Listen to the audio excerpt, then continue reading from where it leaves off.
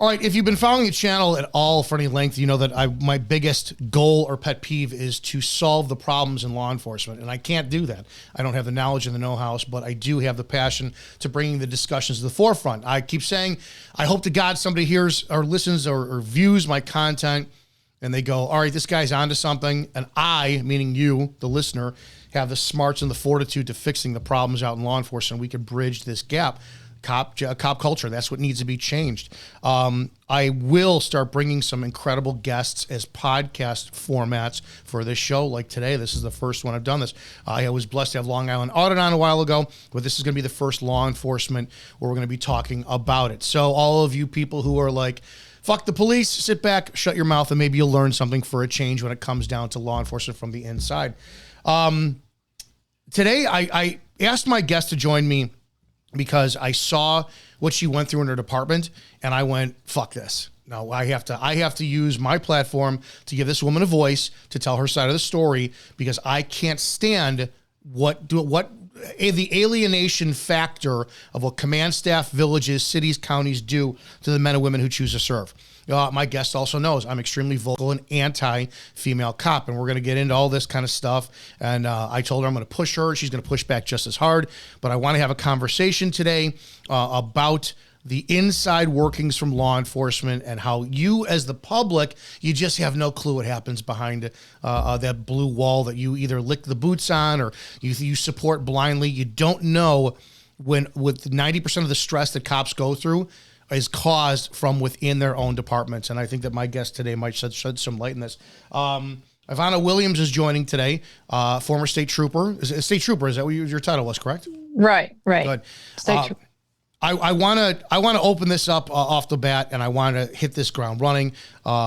And I want to have a comfortable conversation. And first thing I always do when I do it is say, I dress for my audience to make sure they know I respect them, and then we get comfortable and we have a talk.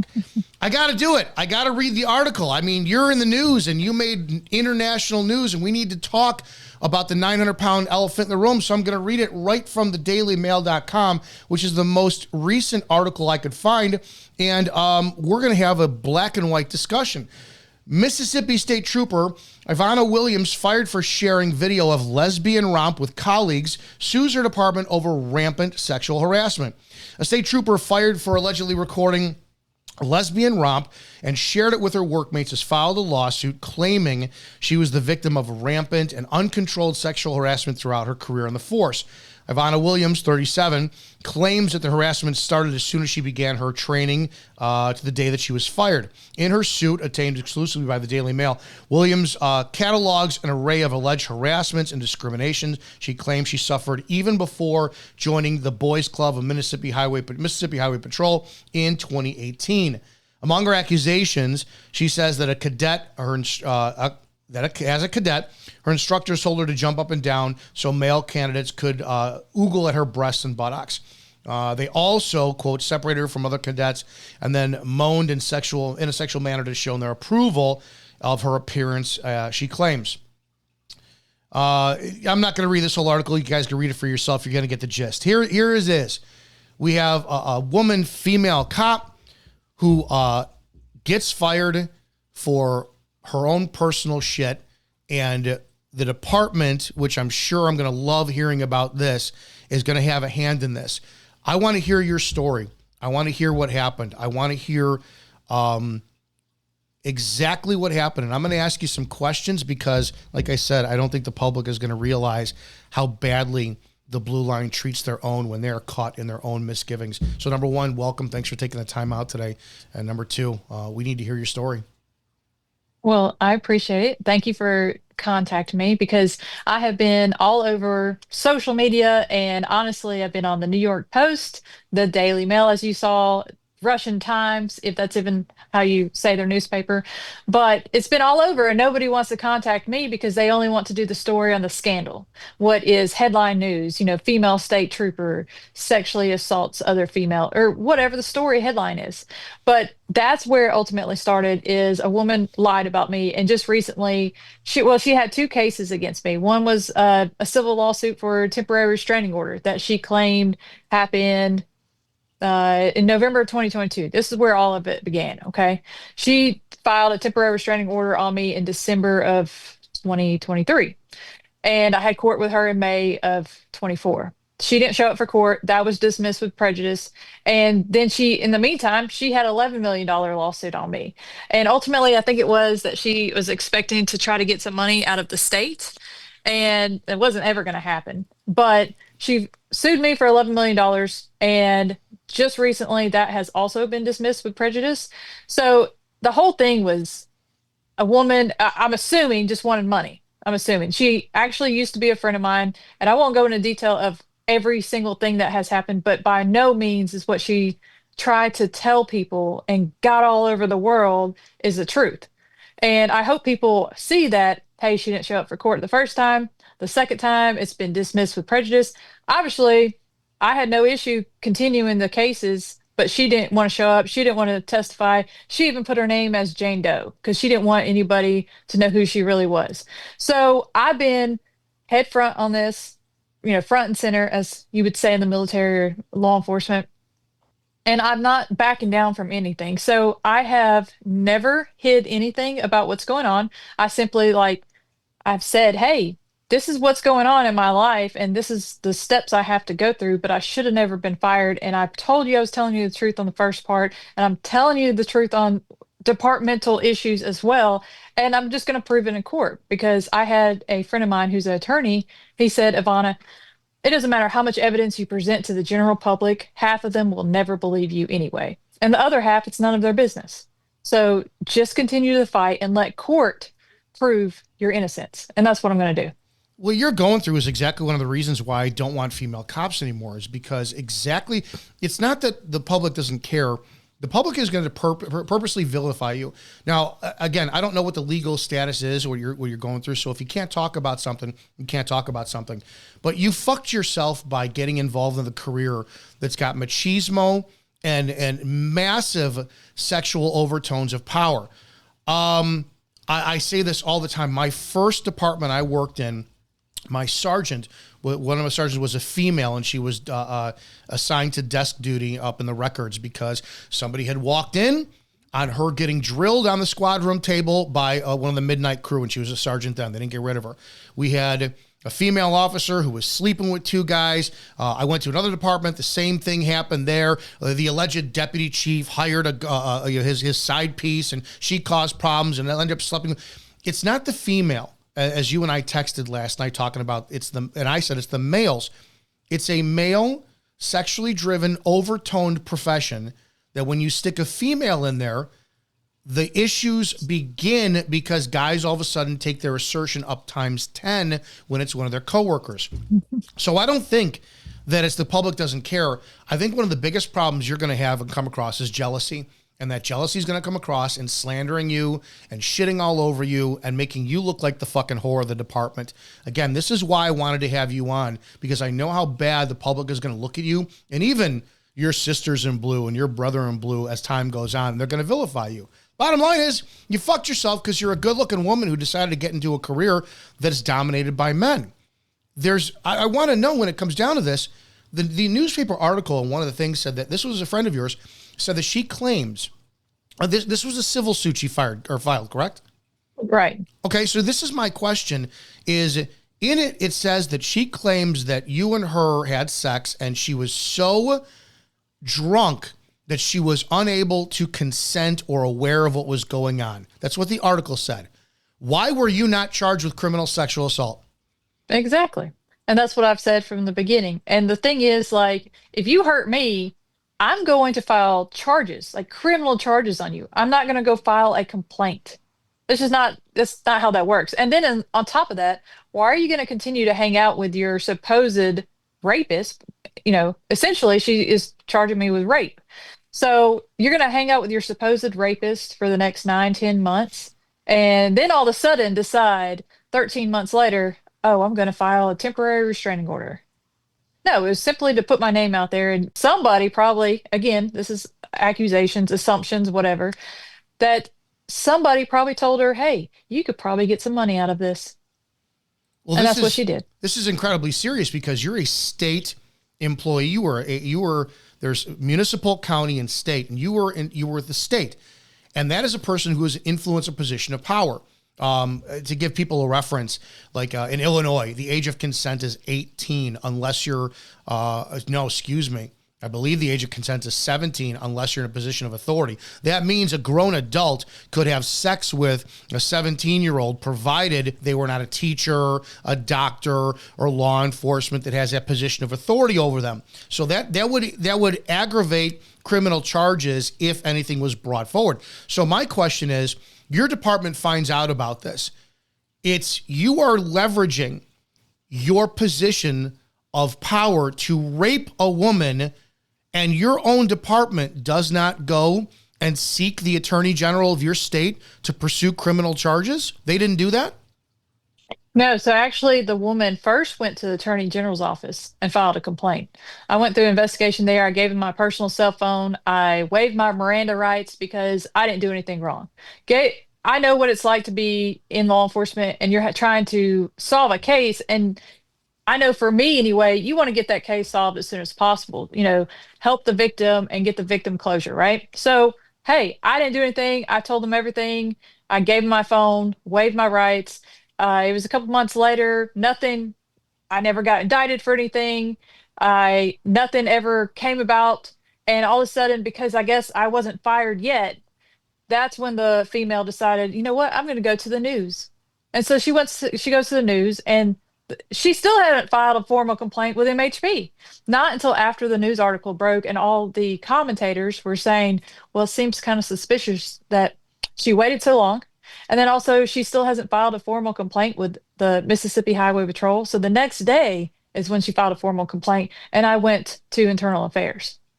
When that formal complaint got filed, what was the process? Did they suspend you? Did they do any investigation, or what was the process after a official formal complaint was signed?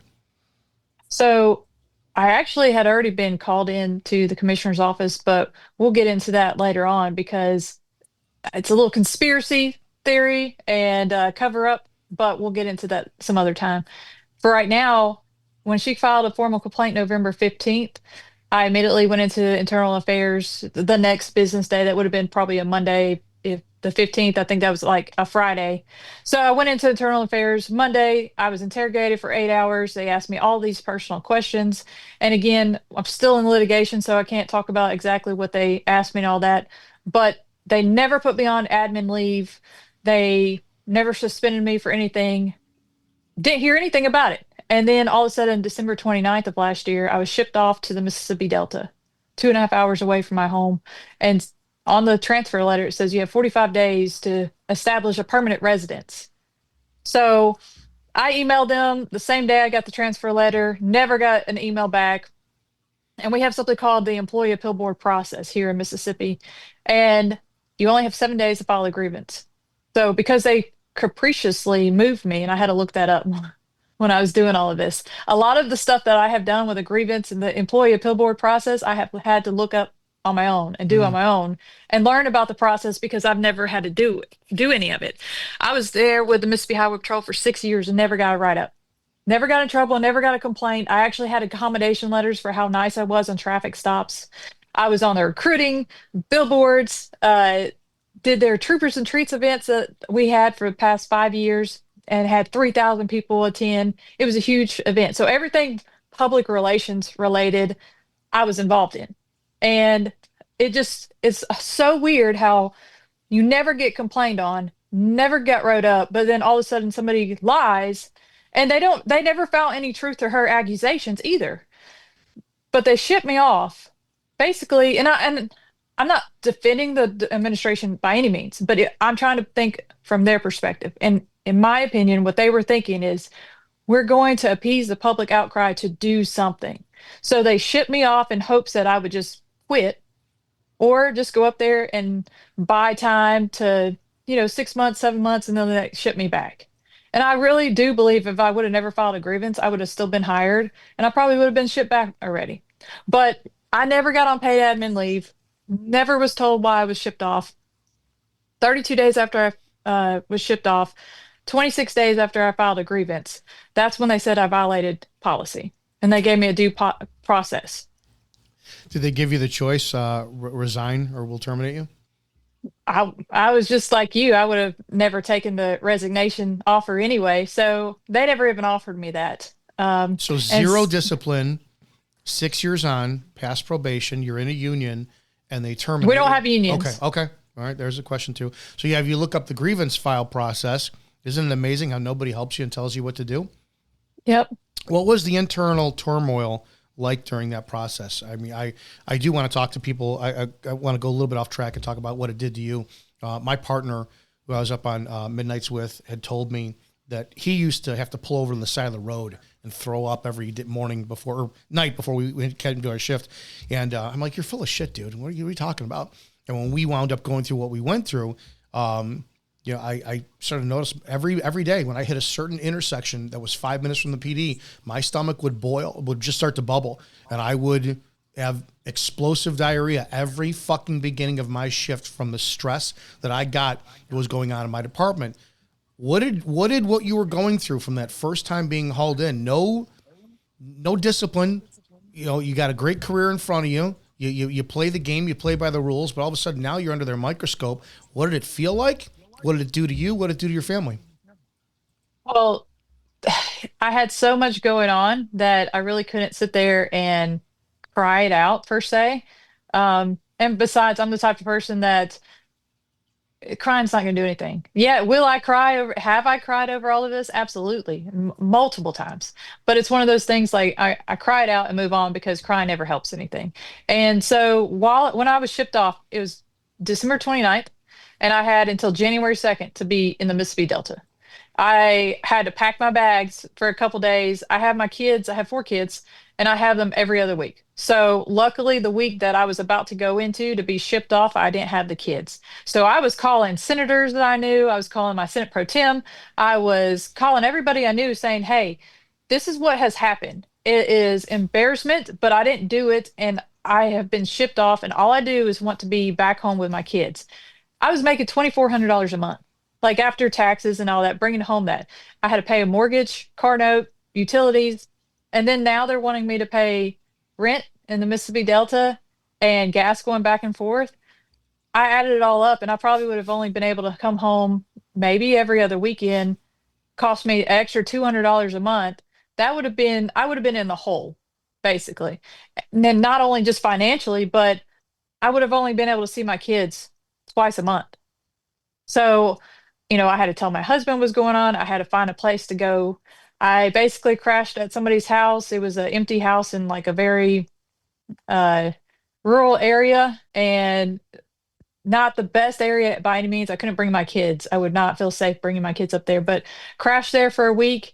And then basically, everything was a game plan. Yeah, I had to think one step ahead of anybody else because, I would know that I was coming up on a weekend that I was going to be off. Well, I would call in sick, and you can call in sick, but if you call in more than like 2 days, according to policy, you got to get a doctor's excuse. So basically, the first 2 days would be comp day. And I had plenty of comp day. So I was trying everything I could to prolong being out there as much as possible so I could be with my kids. And hopefully, in the meantime, they come to the realization like, oh, we probably should not have shipped her off. She's not going to quit. We probably should just send her back. But unfortunately, that was the same time frame where they gave me a due process hearing notice at the end of January.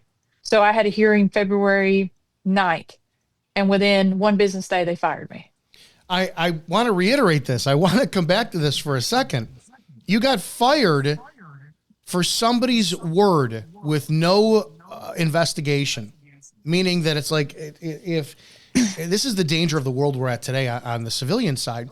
It's guilty until proven innocent. Somebody sits there and says, hey, so-and-so raped me. Okay, we're going to arrest them. Did you do any investigation yet?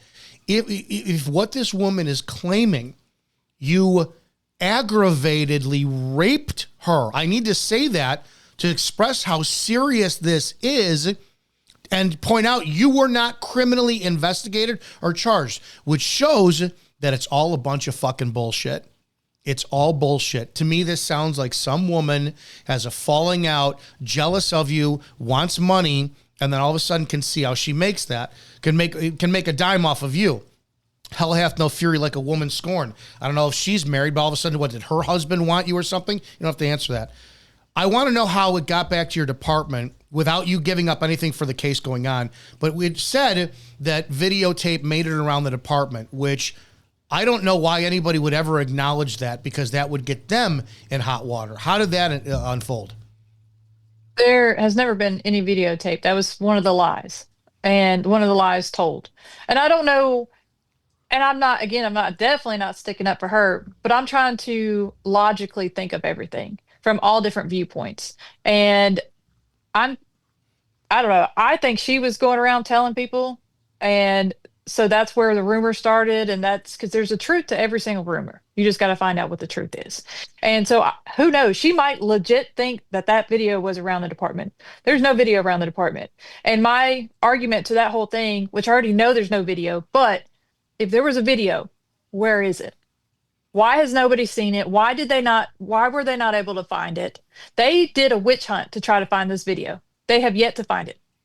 Where is it? If it was out there to everybody, as she claims. Was she friends with anybody else in the department or just you? Well, her best friend is a trooper.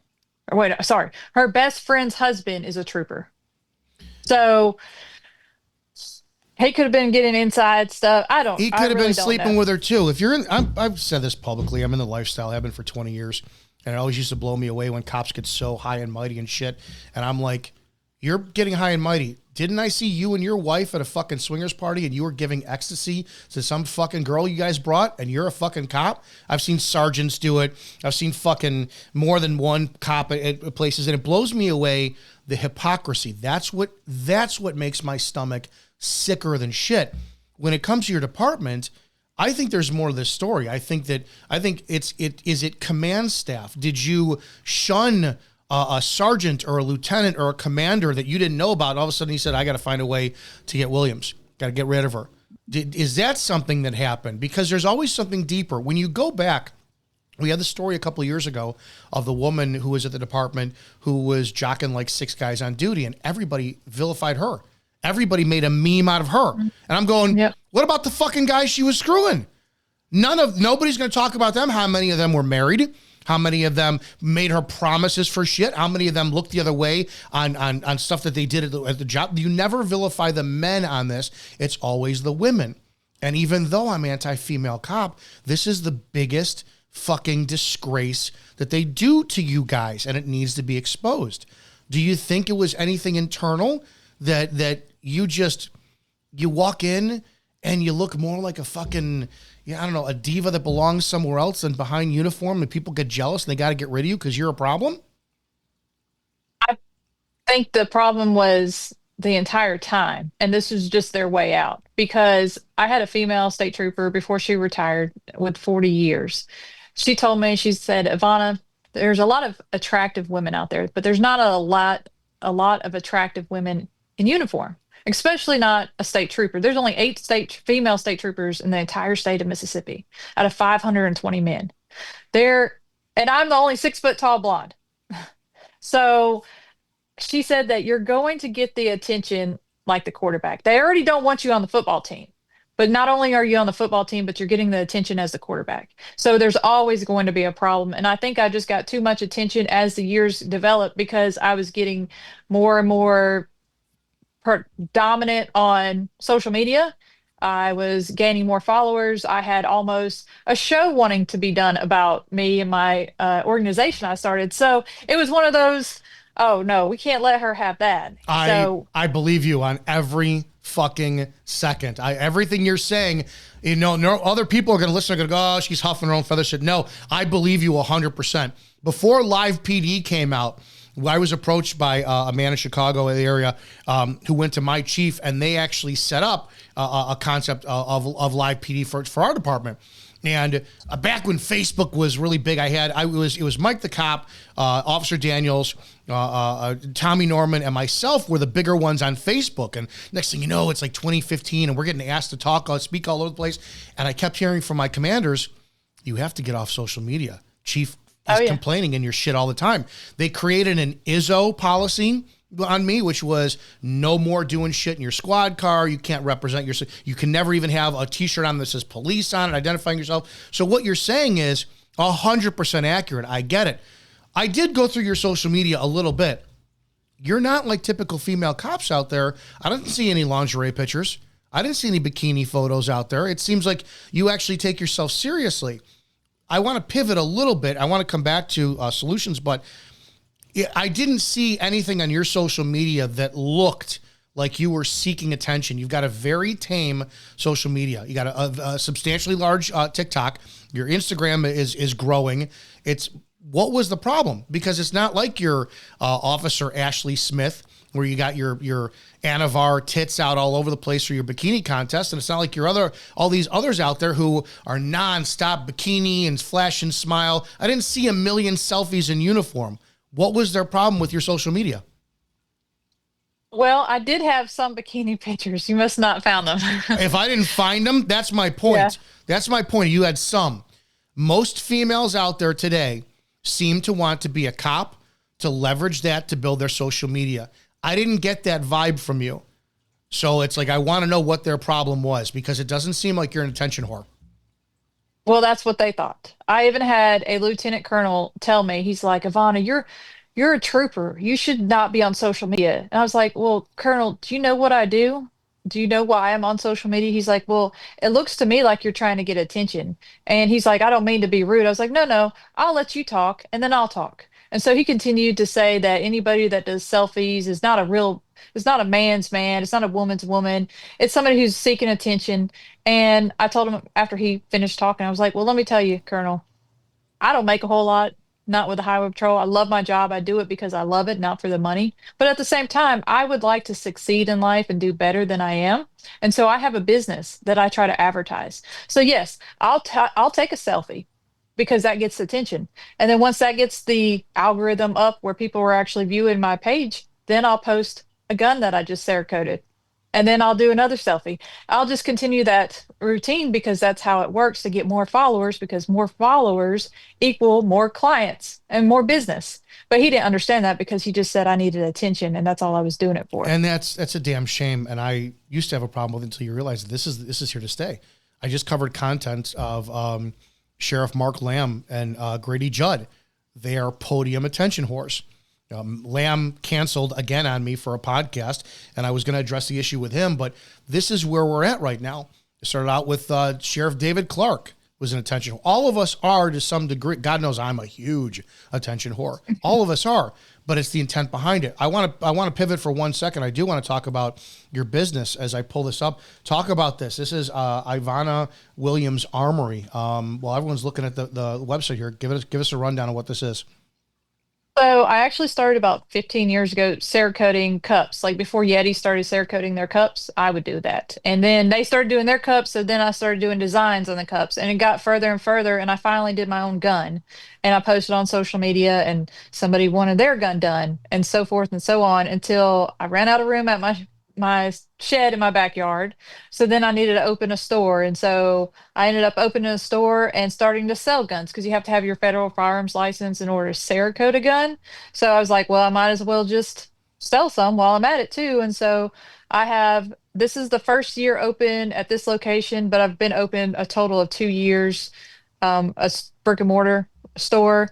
And that was another thing you talk about, what was emotionally I going through when I got transferred. I had just relocated locations of my store, and I was having to remodel the place. I had one employee that was, I called him my manager. He took care of the remodel and getting everything together and set up. But I was having to deal with that all the way 2.5 hours away, along with family, bills, finances, finding an apartment. I went and got new furniture for that apartment because when you're told to do something in the highway patrol, you do it whether you like it or not. Now you have, things that you can do, just like the grievance process to try to get shit back or find some type of little middle ground or something like that. But it was so stressful and all different avenues of what I was doing in life that I didn't even think about crying. Not at that time. I want to But talk. yeah, Go ahead. I want to talk about something. I listen when people talk, as that's what we do to find out evidence for whatnot. And a real big thing when you're investigating somebody is like the intent. You could find it in the way they deliver what they're telling you, and you could tell the undertones of like, are they playing the victim? Are they blaming anybody else? This and that. And you're not playing a victim in the last 30 minutes of your talking. You're not, oh, they did this to me or whatever. You're very even keeled and you're very responsible and pragmatic about everything you're delivering in content. That tells me that, yeah, you're legitimate in what you say. I want to hear 6 years. Was it your dream to be a cop? Oh, absolutely. It was. So I have always been a tomboy, very sporty, played sports my entire life. And then I went to Mississippi Delta Community College and played soccer, and they had a police academy on campus. And so while I was waking up at 5 o'clock in the morning to go do basically a boot camp for soccer, I was seeing all the recruits for the police academy and seeing what they went through. And that kind of sparked my interest. And plus, my ex-husband or boyfriend at the time was a police officer for Pearl PD. And all the stuff that he was doing interest me. So the whole sexism with women in law enforcement, I have dealt with since I was 18 years old because anytime I would go talk to his coworkers, they assumed I was a badge bunny just because I was interested in the career. So after I left Mississippi Delta, my sophomore year, I went to Mississippi College. It's a Christian university in Clinton, Mississippi. I studied business with emphasis in marketing, but all my minor or my elective classes were in criminal justice. And that's where I was like, you know what, this is pretty interesting. I like hearing all about it, the, different type of crimes and different type of, behavior behind doing these crimes. And I never thought anything of it. So I graduated with a BSBA and I was working as a dispatcher for the Mississippi College Department of Public Safety. And I was looking for a marketing job, couldn't find anything. I was 21 years old. The guys that were there, they were former law enforcement for other agencies, and that was kind of their retirement, right? And they all told me, well, why don't you apply for the Mississippi Highway Patrol? And this is how naive I was to MHP at the time. I simply was like, well, what is that? And they're like, no, it's the state agency here in Mississippi. It's like going through the Marine Corps. And I always wanted to go to the Marines, but I ended up going to college, having kids, different route. And they said that very few people get in. It's a 50% dropout rate. And like 2% of women that get in, they might make it through. Like it's so low a number for women. And I love history. And so it was like kind of two things. It was a challenge. It was something historical because I knew if I could get in and make it through, everything I would do throughout my career would be history in the making. First public relations coordinator, first female on the mounted patrol, first female to be on a motorcycle, whatever it might be in my career, I was making history. And my ultimate goal, long before I ever even stepped foot at patrol school, was I wanted to be the first female colonel of the highway patrol. And so it took me actually 7 years to get in. So whenever I was 21, I went to my husband at the time and I said, I already had the application filled out. We were at Arby's. And I remember asking him, I said, what do you think about me applying for the highway patrol? And he sat back, he kind of shrugged his shoulder. He said, eh, I don't care. You won't make it. So from that time on, when I was 21 years old, it was my aspiration to show him otherwise and to prove that I could do it. And so it took me 3 attempts. Back then, it was every 3 years they would have a patrol school. And so the first year I didn't get in. 3 years later, I didn't get in. It was 8 mile, 8 minute mile that you had to do. I did it 8:13.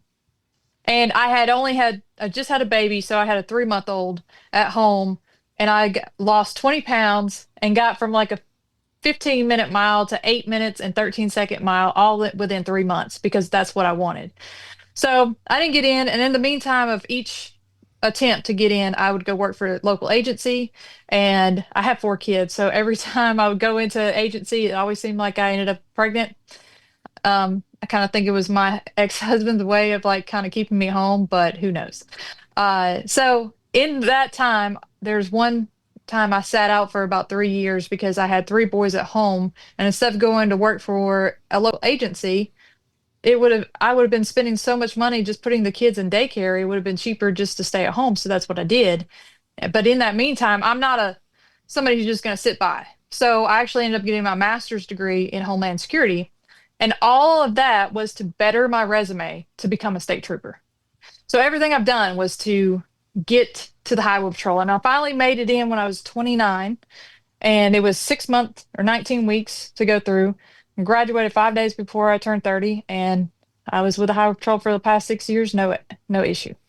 I generalize, right? So I don't think females should be cops is a general statement. It's a general statement, but I listen to the individual. I respect your journey. I respect what you went through. You're far more educated than I am.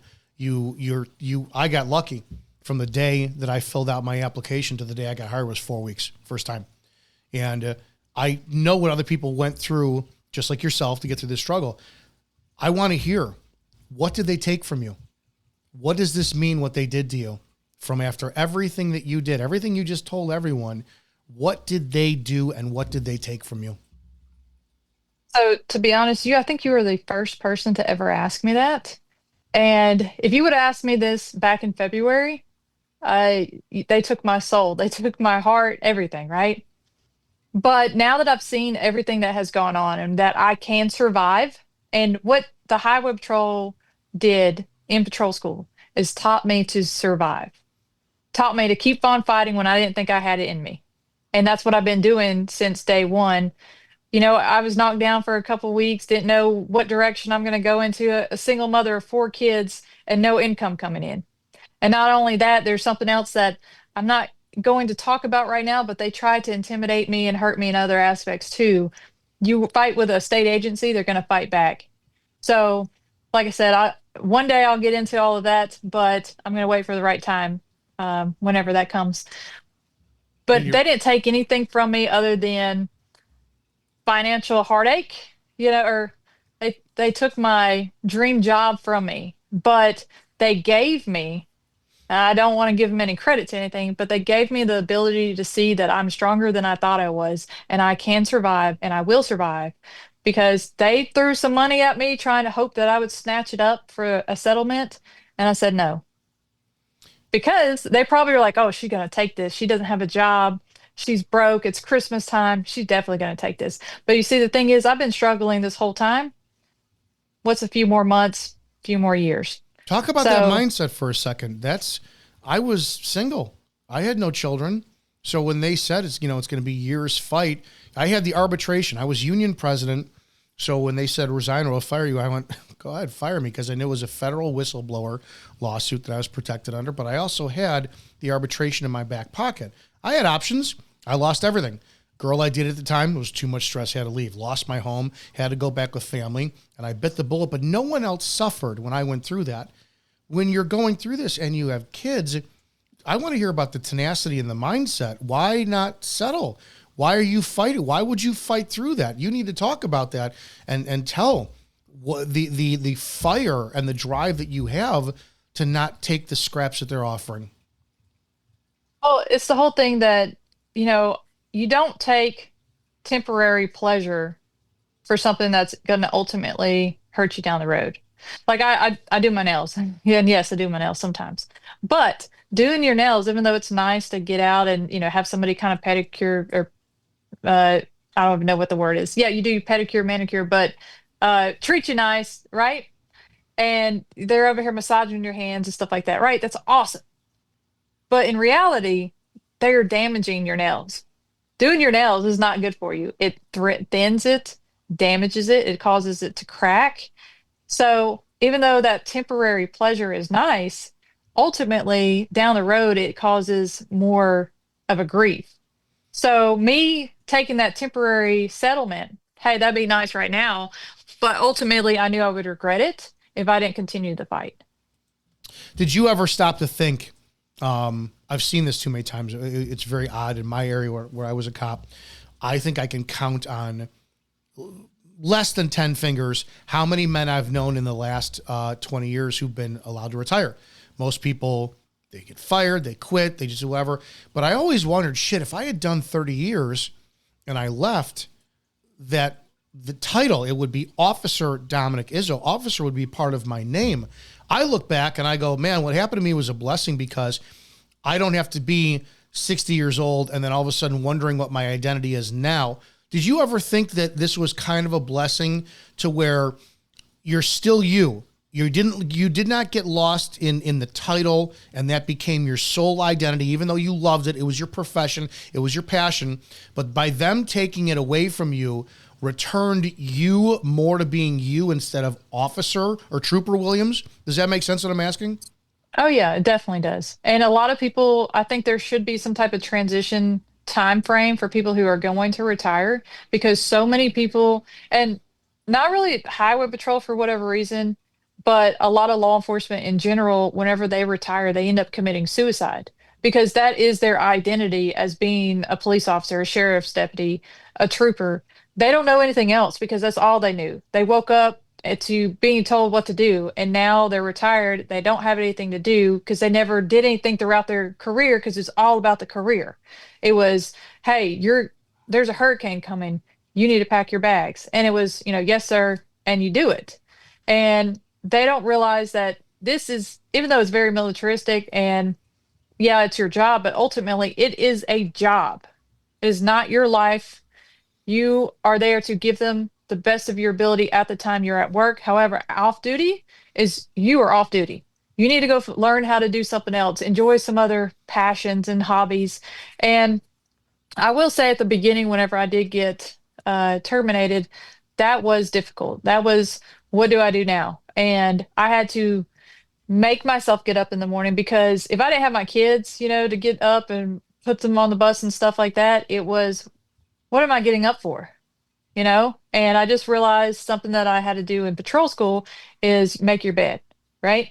It was always how to make your bed and clean your barracks because it was that whole mindset that if you make small accomplishments throughout the day, they become big accomplishments, right? So I had to force myself to get up and make my bed and find something to do throughout the day just to kind of feel like I had a reason, a purpose in life. And it took me a good couple, 4 months at least to realize, this is okay. I don't have a job to be at 2 o'clock in the, afternoon, but I need to go to my store and focus on that, or I need to try to do social media marketing or whatever it is that I was doing to try to hustle and make a living at the time. That's what I needed to do instead of depending on the agency to give me my life. But yeah, I definitely think that's an issue with people. But even though that was a hard time, because I had all these other things going on while I was a trooper, and my ego never got to me saying, oh, I'm, Billy Badass, I'm a trooper. I never thought of me as Trooper Williams. I just said my name, Ivana. I still today, I don't say my name, hey, I'm Ivana Williams. I say, hey, I'm Ivana, So I never consider myself Trooper Williams. So if that answers your question. It does. I went the first, I kept signing my reports until one day my FTO kept saying, you put officer in front of your name because you earned that title. And I never felt that. It took me about 3-4 years before I accepted. I know exactly what you're talking about. I want to talk about internal solutions, and you're now in a position to kind of give people some insight. I don't know if you went through this. I'm projecting my own issues on you. Did you go through being shunned when this first started to happen internally while you were still active and investigations were starting? You already went through sexual harassment, which I believe fucking happens. Anybody says it doesn't, it doesn't. It's one of the reasons that I don't think that here's my ultimate reason with female cops is you got two choices. You put somebody like you in, and the problem is, and I'll never, I had her in the academy. The woman who sat next to me in the academy, Jamie Pusateri, I'll never forget her. She was like a sister to me because we sat next to each other the entire academy, and we partnered up with the domestic role play calls, this and that. And I started to get like that transference of emotional that turned into sexual attraction to her. And I'm thinking to myself, this is, if we worked for the same department, which ultimately we didn't, we graduated, never saw her again. If that was the case, then what happens? We go to a call and active shooter, domestic in progress.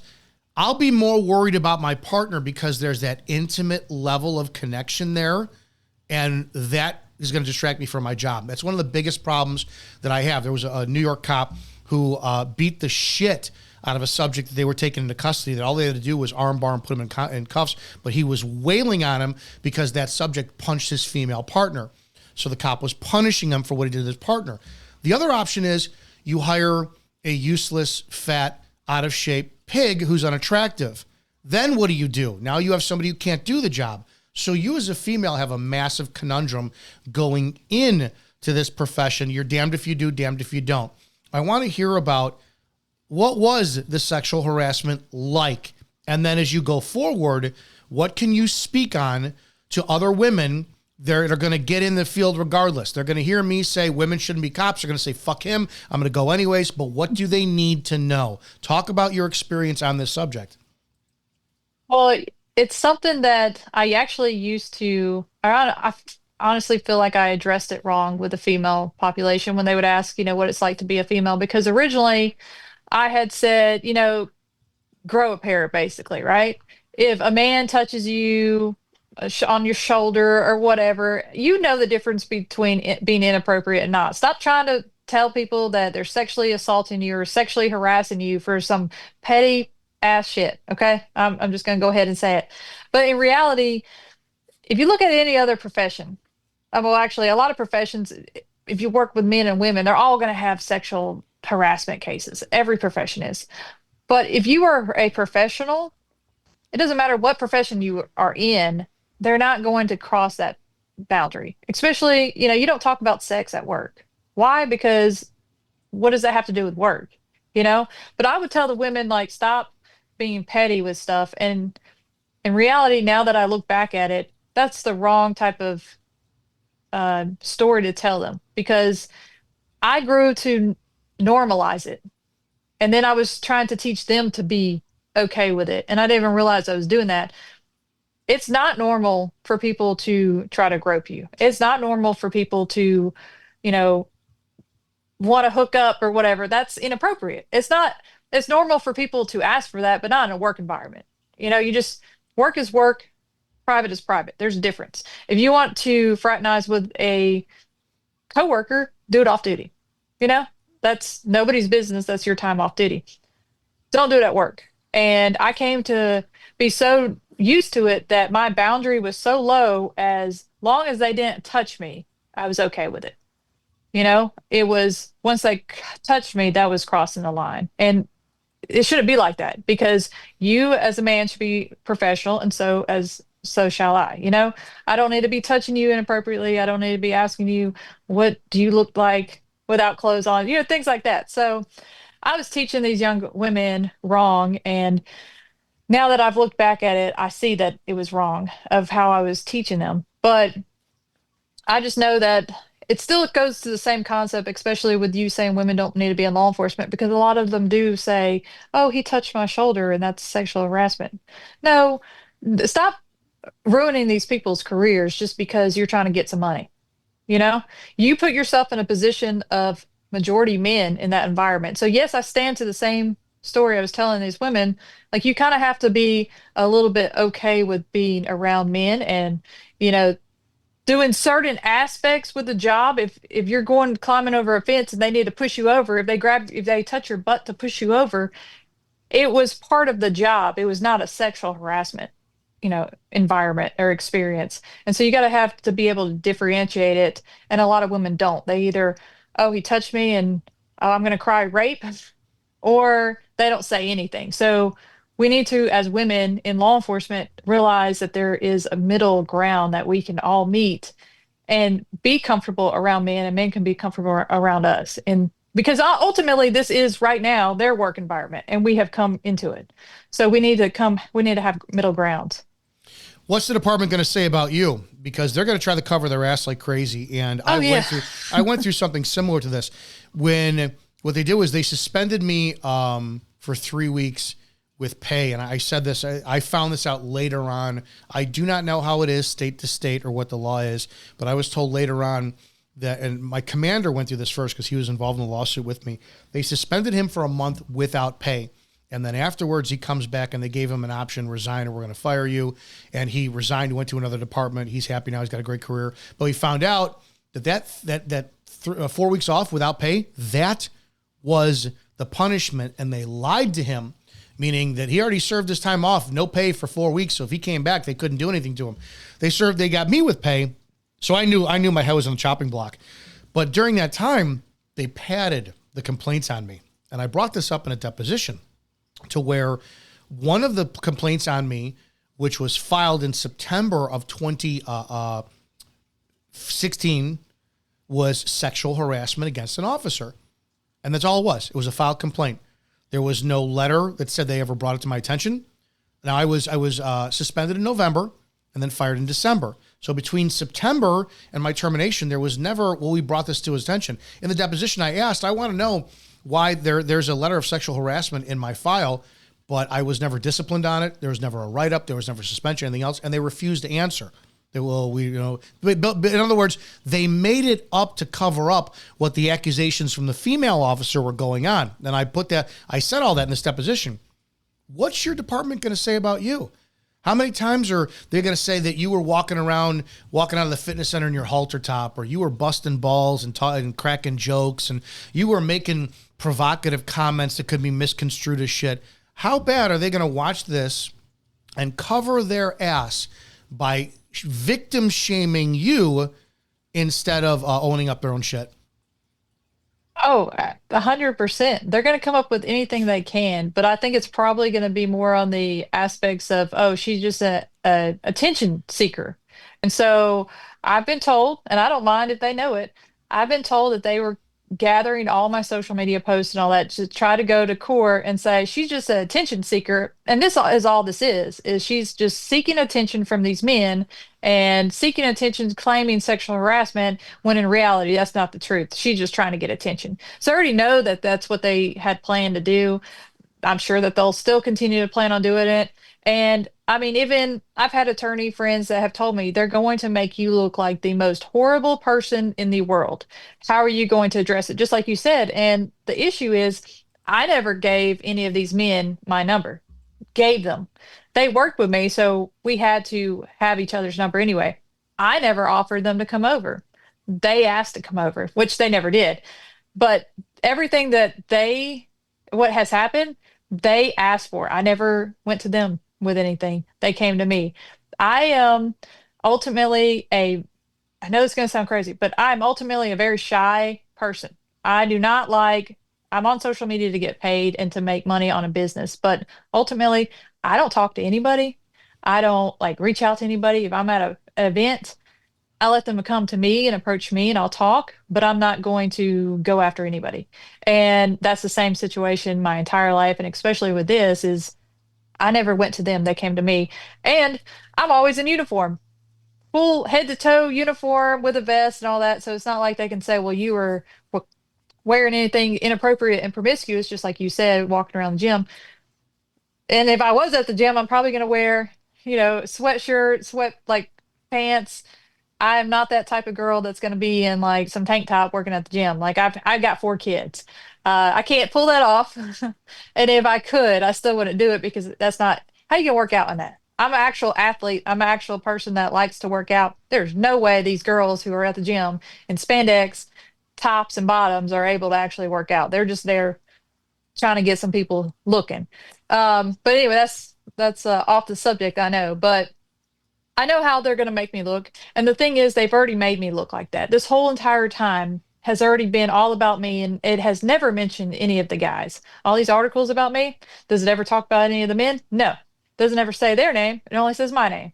So I'm used to it. I've already bared those burdens. So bring it on. This is the reason I wanted to have you on. This is my atonement. I'm very inflammatory in my words, and a lot of my content is 100%. I say it all the time, and I literally believe in this, that females should not be cops. This is a reason for it. But the problem is, the reality is that you guys are cops. So this is my olive branch, or my attempt at atonement, by saying, I know damn well what the department's going to do. And I know exactly how it goes. I could not give a shit if you are the biggest promiscuous whore off duty, you love gangbang 7 ways from Sunday in your private fucking time. I don't care about any of that, because I know the depravity thirst that male cops have, because I was one. The problem I have is the linking of the two.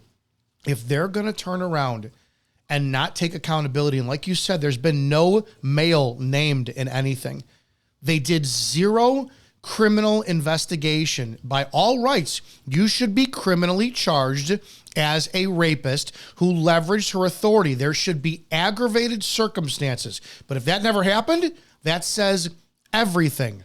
And if you didn't violate a policy that they fired you on, or their with zero discipline before and no progressive discipline, then it needs to be shown that this agency, if they're going to come after one of their own this aggressively, vilify her, all of this, fabricate lies, don't listen to evidence, don't do research, what the fuck are they doing to the citizens that they're supposed to serve? That's the biggest problem I have.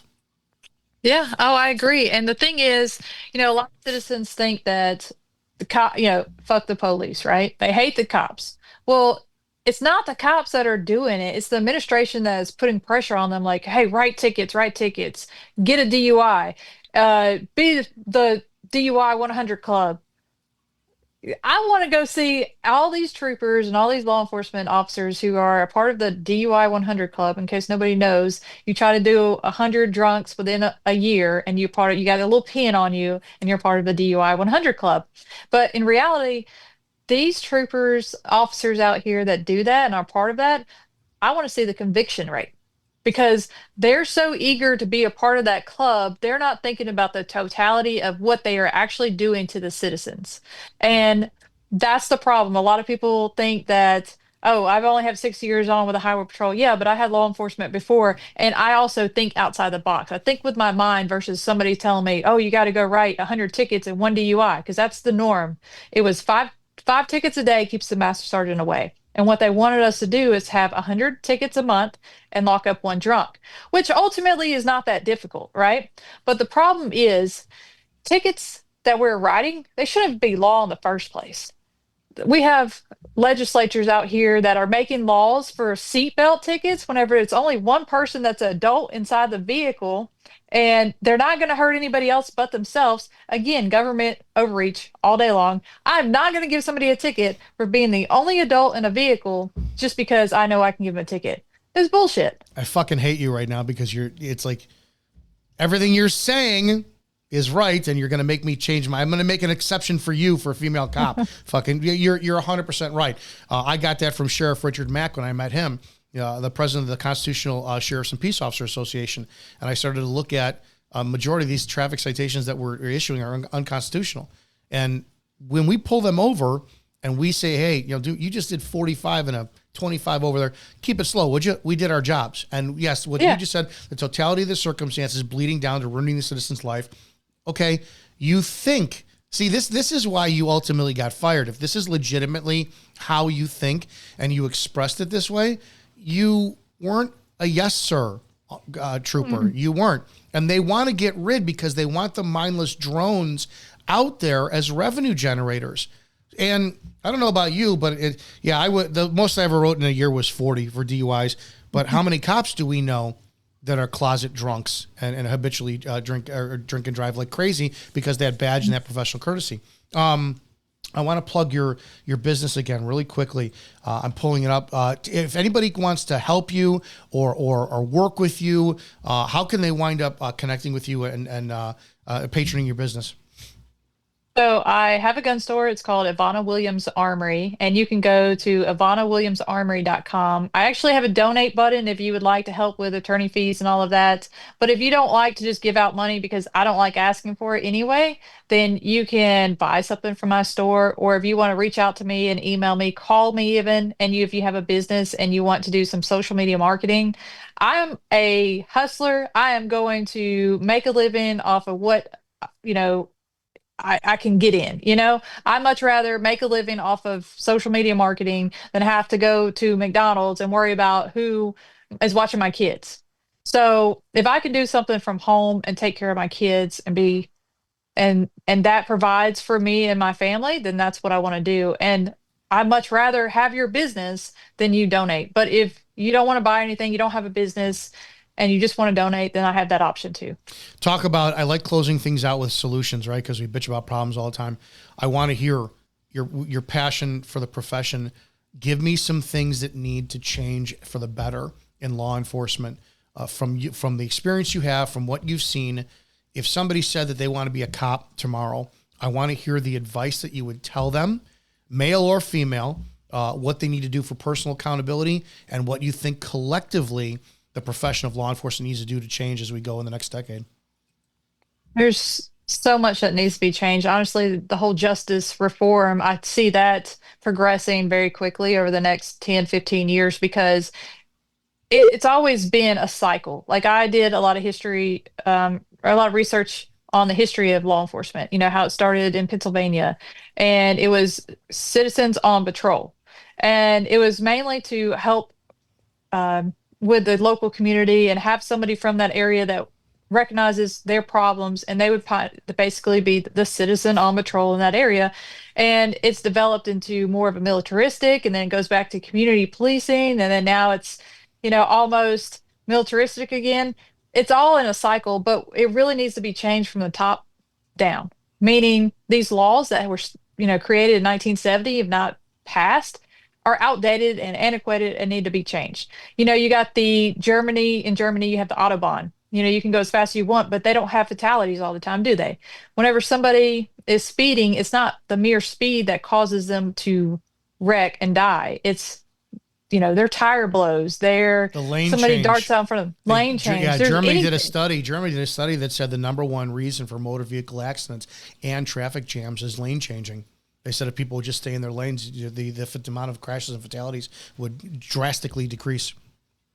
Well, there's just so much stuff that we have laws now only because, well, that's how it's always been, so that's how it's always going to be. It takes somebody to realize these laws that were created should have never been created in the first place. Because if government was so concerned with their citizens' well-being, there would be a governor in every single car preventing people from speeding. There would be a breathalyzer test in Yep. every single car preventing people from driving drunk. But they don't do that. And the thing is, cops talk about, oh, I'm just trying to save your life. Then why did you wait a mile until I went past the bar to set up a checkpoint? Why didn't you set up a checkpoint before we ever got on the road? It's because you're trying to catch them at DUI. It's not because you're trying to save lives. And it needs to be addressed. And so many citizens are just sheep, and they think, oh, I support the cops only because that's what I've been told to do. No, it's okay to ask questions. That's your right as a US citizen to be able to ask questions and ask, why are you pulling me over? And a cop, instead of saying, well, I'll tell you when I get your license, just go ahead and tell them why you pulled them over. That's their right to know why they are being pulled over. And most likely it's for some dumbass shit anyway. Oh, you were speeding 10 miles over when you speed all day long. But that needs to be changed. There's a lot of stuff that needs to be changed.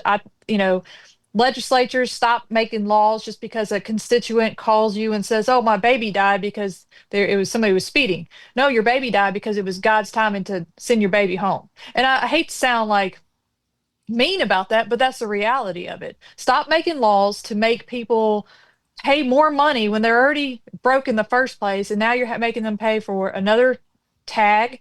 No seatbelt when they shouldn't have to be required to wear a seatbelt anyway. Speeding when you speed all day long, like it can go on and on. And then when it actually gets to the administration part of it, stop throwing your guys under the bus. You wonder why the morale of a department is so low, and you wonder why the turnover is so high. Is because they don't trust you, and they're scared that if they do their job, you won't back them. So anybody that's wanting to go in law enforcement, it's a great career, especially when it comes to the state troopers here in Mississippi. I enjoyed it. I want to go back just because I want to help people. And once I get back, if that ever happens, how long I will stay, I don't know. But I want to clear my name, and that's the whole reason I continue to fight. But when I tell somebody that wants to go in law enforcement, I say, go ahead. It's great, but at the same time, always have that plan B. Never go to school for criminal justice because it's not needed to get into law enforcement anyway.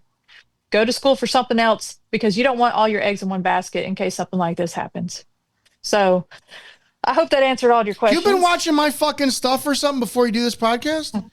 No, We this is not a align thing. everything you said I fucking align with. I don't disagree with a damn thing you said. I've been telling people for years, what are you going to do with the criminal justice degree if you don't get on? Well, and the arbitrary laws, seatbelt. I used to nail everybody with seatbelts until I realized, well, I don't. The guy fucking dies. Okay, who's he hurting? Literally, Yeah. how is a seatbelt law going to improve the operation of the vehicle to avoid crashes? Because that's what all the IVC is for. Everything you're saying is 100% correct. Can I steal you for a few more minutes to get your opinions on things? Yeah, go ahead. All right, I want now. If this is the case, then I really want you to shine, and I want people to hear what they're fucking missing on the street now. Because if you just heard all that, you should be outraged that the department can leverage somebody's personal fucking life for what they don't like and get rid of somebody who you want in the street. Yeah, I'll say it. I would have no problem working with you. I've worked with one of my closest friends was a female cop. I would have gone to war with her any day of the week. And I've worked with two others who are great. The rest of them I could fucking care less. If you remove social media and what it's doing for all of us, I think it is what it is. But social media also is vilifying law enforcement. You have things like the correctional officers who, in my opinion, lynched and murdered someone the other day. We have a problem that the world doesn't seem to understand by arbitrarily backing the blue. And if you disagree with me, I want to hear how. I love this country and the concept of due process. I've said all the time, use of force is one of the most misunderstood things by the people out there. Meaning, if I show up on scene, this is always my example, and I've got somebody who has a flamethrower and he's torching a nursing home, and then he goes across the street and he sets fire to a daycare as he's raping, toddlers, and he comes back out, and I exit my squad. The second I unholster my pistol, he drops the flamethrower, puts his hands up in the air and surrenders. I cannot use deadly force against him. The public wants us to administer punishment. I don't know if you watch police content, but one of my biggest arguments I always get in is the public wants the cops because they're so irritated with the prosecutors' lack of doing their job. We have a high recidivism rate out there. You've got the statistics that 6% of the population's committing 53% of the violence and nothing's being done about it. So you have a pressure cooker with the public out there that wants something done. They want these cops on the street beating the shit out of people, administering the punishment, cracking their heads, and they see no problem with that. Do you have any view on this current state of public education and what the role of police is when it comes down to administering punishment? Should cops be administering the punishment, or should cops have this ability to, no matter how pissed off they get, how emotionally charged they get, what they see, they have to keep their emotions at bay and do the job properly? I mean, I think that's what the average citizen expects, is that a law enforcement officer is to not be a human and to keep their emotions in check at all time. And if you don't, oh, they're horrible cops. In reality, that's just nature. That's life.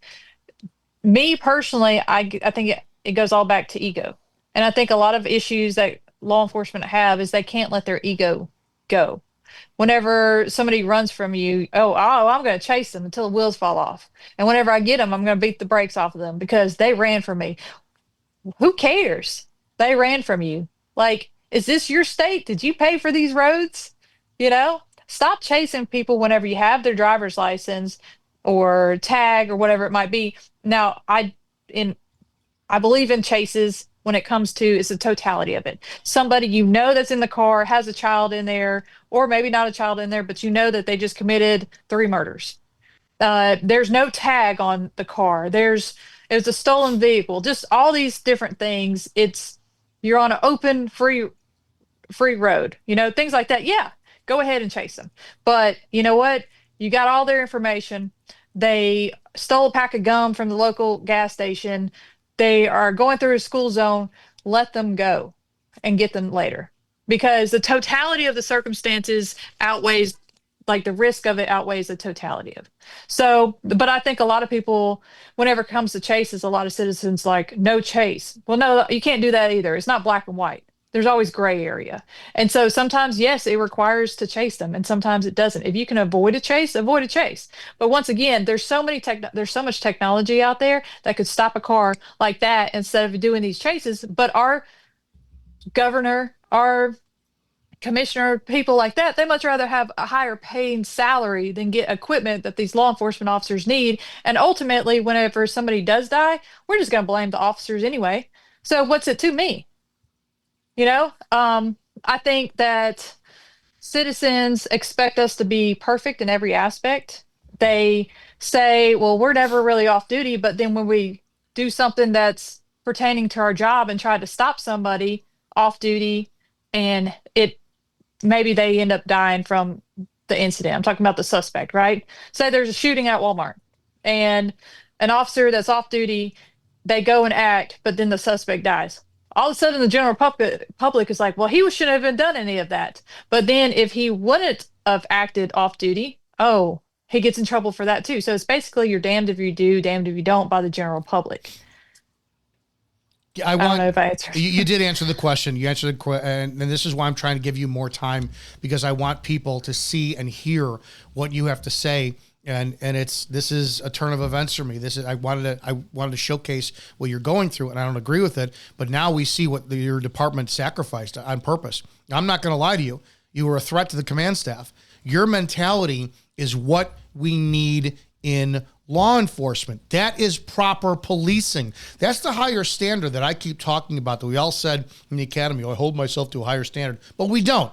We get fat, we get lazy, we don't know the laws, and we let our egos interfere.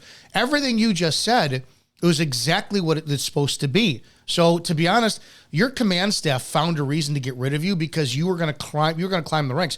You are what the public expects the mindset to be as a police officer. So you got fucked over. And I need people to hear this so that they see there are other men and women out there. Once you start thinking like you do, your days are numbered. Your days are fucking numbered because they say, oh, she's not a ticket writing machine. Oh, she's not part of the good old boys club. Oh, we need to get rid of her. That's fucking why you were axed. Versus for no other reason whatsoever. End this now. God permitting, you get back into law enforcement and you do rise the ranks and you're in a leadership position. I want to hear what you expect from your officers as they serve the other people. Well, the same thing as how I thought out on the road. Our, not our badge, but our car says to protect and serve, right? Writing somebody a ticket when they could barely afford to put food on their table is not serving them any good. It is only doing a quota, and we're not going to have quotas. I mean, there's no technical quotas, but there is. And you're there to help them. It's not about making them pay.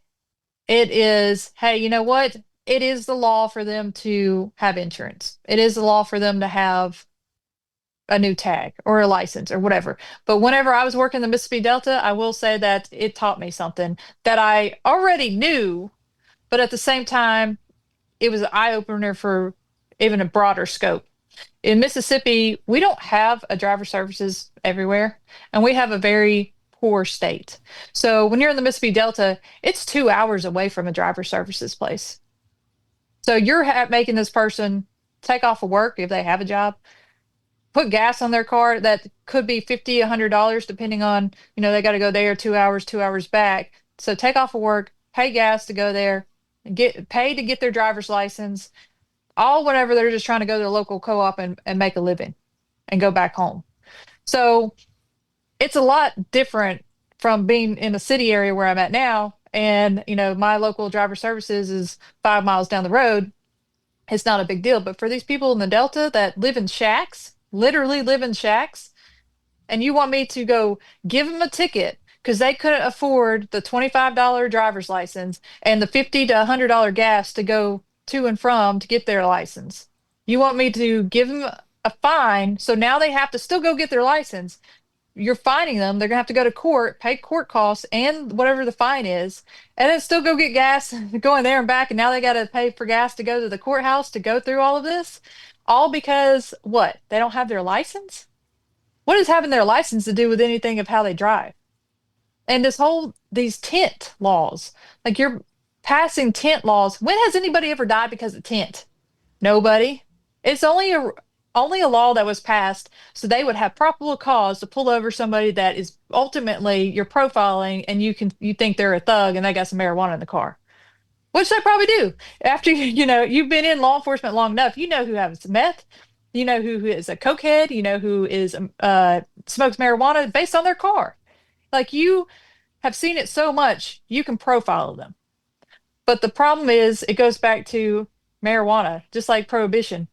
Why is it any of our business making people, oh, you can't smoke weed or you can't drink alcohol? So, in my opinion, marijuana is a modern day prohibition. And I know that kind of like got off on a rant, but I want my troopers, if I ever got to that position of ultimate, first female colonel, I want them to realize that their job is not to make people pay, but to protect and serve them. Whether that means issuing them a citation, because sometimes, you know what, people just have to have citations. Arresting somebody, sometimes people just got to go to jail. It is what it is. It's a part of life. It's just as if you're a mother, you're a father, sometimes your kids have to be, get spankings. They have to be punished. They have to be grounded, whatever your punishment is. Sometimes you have to be punished for what you have done, but at the same time, try to first start out with doing everything you can to help them. And when ultimately that doesn't work, then yes, you got to do what you got to do and address the situation. But number one goal, protect and serve. And then the other thing is, stop thinking because you have that badge and gun, you're above the law. You know, stop letting your ego get to you. If somebody says, well, why'd you pull me over? Just like I was stating earlier, go ahead and tell them. That stops the argument right there. If somebody, because there's been times I pulled somebody over and I wasn't planning on giving them a ticket, but then they popped the attitude with me. And for that split second, I was about to give them a ticket and realized, no, I'm not going to give them a ticket, because ultimately the only reason I would have gave them a ticket is because of their attitude. And that would only have been my ego that I did not let go. So I never gave them a ticket.